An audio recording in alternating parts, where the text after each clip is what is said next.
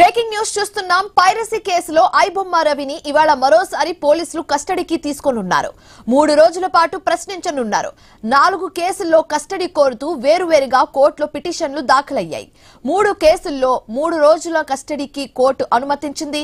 Betting apps ఆర్థిక లావాదేవీలపై పోలీసులు విచారణ చేయనున్నారు.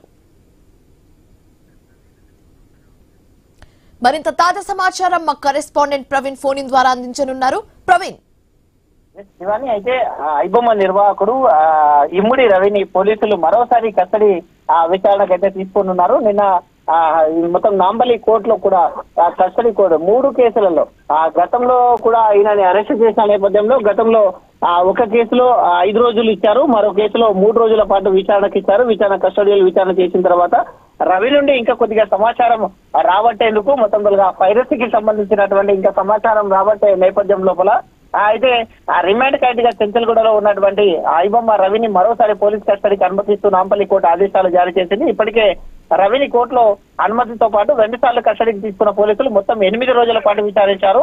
4 వేరు కేసులు కూడా నమోదు చేశారు. అయితే రవి నుండి తెలుసుకోవాల్సిన విషయాలు, సేకరించవలసిన ఆధారాలు ఇంకా ఉన్నాయని మరోసారి రవికి కస్టడీకి ఇవ్వాలంటూ కూడా అభ్యర్థించడంతో పాటు మరో 3 రోజుల పాటు కస్టడీకి అనుమతిస్తూ నాంపల్లి కోర్టు ఆదేశాలు ఇచ్చింది. ఈ 3 రోజులు కలిపితే మొత్తం 11 రోజుల పాటు విచారణ చేసినట్లు అవుతుంది.